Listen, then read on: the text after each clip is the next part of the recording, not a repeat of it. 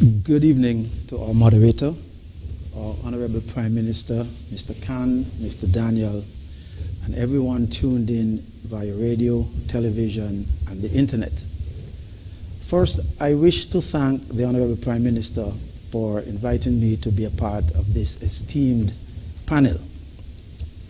The local players in the industry are the government, primarily through its Citizenship by Investment Unit, represented here by Mr. Khan, the developer, represented here by Mr. Daniel, and the authorized service provider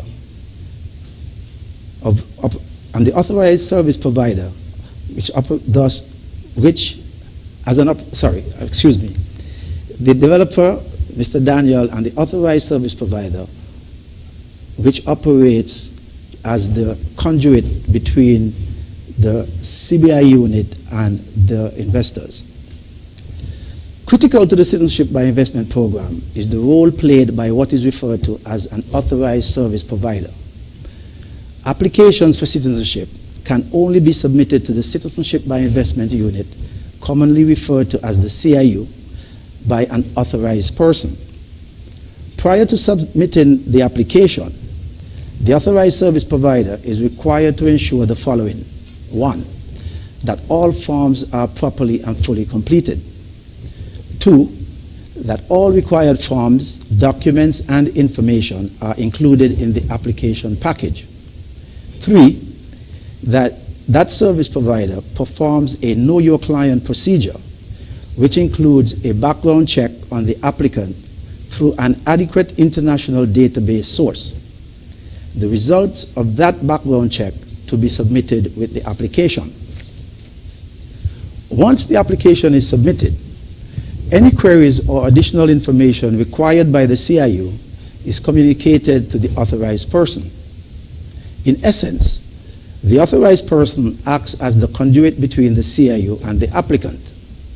In other words, there is no direct contact or communication between the CIU and the applicant or the applicant's agent.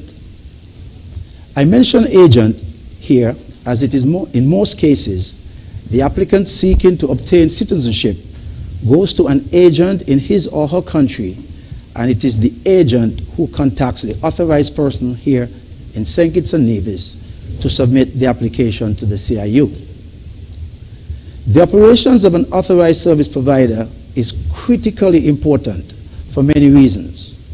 One being the fact that it is the gateway or entry point through which an application enters the system, and by extension, a person becomes a citizen through the Citizenship by Investment pathway.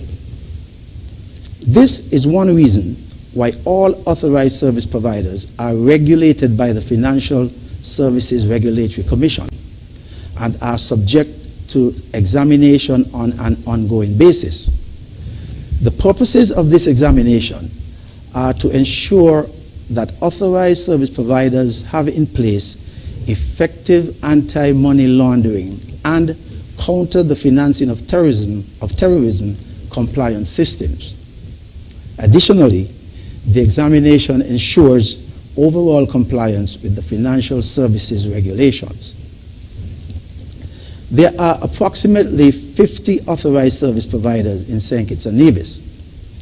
As an authorized person under the program, I must tell you that notwithstanding the onerousness of the examination, I appreciate its value. The last thing any authorized service provider would want to hear is that a bad or undesirable person who have committed serious crimes is a citizen of St Kitts and Nevis, and worse yet, that service provider processed that application. The reputational risk for an authorized service provider, and indeed our beloved country, is therefore enormous. Effective regulation therefore helps to mitigate that risk. Continuous changes in the industry and the global environment necessitates government's constant innovation and changes to our program towards not only sustaining our program, but to maintain its #1 position in the world. However, while we seek to expand our program At the same time, we must safeguard it from criminals and undesirables. Towards this end, we have seen significant enhancement and expansion of the due diligence process at all levels of the program. For instance, whereas in the past a single international due diligence firm would have been used to perform due diligence checks globally, the CIU now uses multiple due diligence companies known for their competency in specific areas of the world.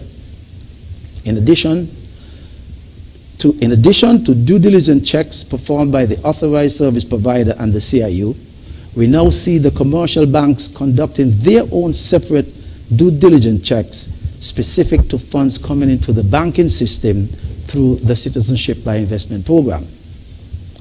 I can therefore say unequivocally that there is an inherent objective of the government to safeguard the credibility of the program and our country by ensuring that only the desired persons of good character are afforded the benefit to become a citizen of St Kitts and Nevis through our Citizenship by Investment program.